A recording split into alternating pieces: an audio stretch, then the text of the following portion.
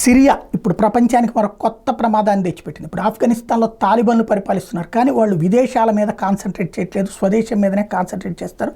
వాళ్ళు అమెరికా నుండి తమ దేశం ముక్తి తమ చెప్పు చేతలో ఉండాలని కోరుకున్నారు. కానీ ఐఎస్ఐఎస్ అట్లా కాదు, ప్రపంచంలో ఉన్నటువంటి ఇతర దేశాలని తన చెప్పు చేతల్లో పెట్టుకోవాలనుకుంటుంది, మతరాజ్యాలు ఇతర దేశాలకు వ్యాప్తి చేయాలనుకుంటుంది.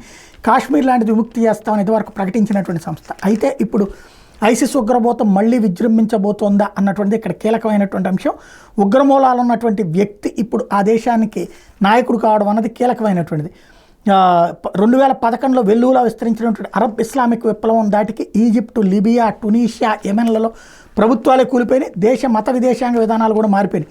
ఇప్పుడు Hayat Tahrir al Sham HTS chief హోదాలో జొలానీ సిరియాలో తిరుగుబాటుదారులు వేర్వేరు రెబల్స్ గ్రూపుల్ని ఒకతాటికి తీసుకొచ్చి దాన్ని పట్టుకొచ్చాడు. ఇప్పుడు వాడి ఉద్దేశం వచ్చేటప్పటికి బషద్ అసద్ కాలంలో ఆయనకి వాయువు సిరియా మీద పట్టు లేకపోవడం, అక్కడ ఐసిస్ ప్రభావం ఎక్కువగా ఉండటం, ఈ వాయువు ప్రాంతంలో 900కు పైగా అమెరికా సైనికులు ఉన్న సరిపోకపోవడం, ఈ జనవరి జూన్ కాలంలో ఇరాక్ సిరియాలో ఐసిస్ 153 దాడులు చేసింది. అమెరికా సెంట్రల్ కమాండ్ కూడా ఆ విషయాన్ని అధికారికంగా ధృవీకరించింది.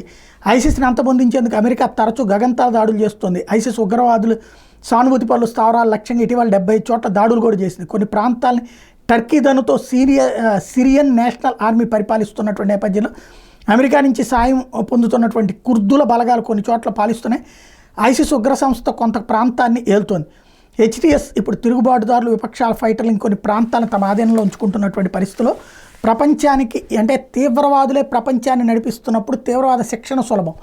ఏదైతే తీవ్రవాదులు పరిపాలించినటువంటి సందర్భంలో ప్రధానంగా ఎదురయ్యే సమస్య ఏంటంటే తిండి, బట్ట, వసతి ఇట్లాంటివి కూడా ఉండవు, నిరంతర సంక్షోభం ఉంటుంది. దాంతో ఏ ఉపాధి లేనప్పుడు తీవ్రవాదాన్ని ఉపాధిగా ఎంచుకోవడానికి యువత సిద్ధపడతారు. అట్లాంటి వాళ్ళని రిక్రూట్ చేసుకుంటే ఉగ్రవాద సంస్థలు అదే ప్రదేశంలో శిక్షణ ఇస్తున్న ఆ దేశాలు ఆపు, అట్లా శిక్షణ తీసుకున్నటువంటి వాళ్ళని ఇతర మనలాంటి దేశాల మీదకి ఉసిగొలుపుతూ ఉంటుంటారు. ఇదే అత్యంత ప్రమాదకరం రాబోయే రోజుల్లో.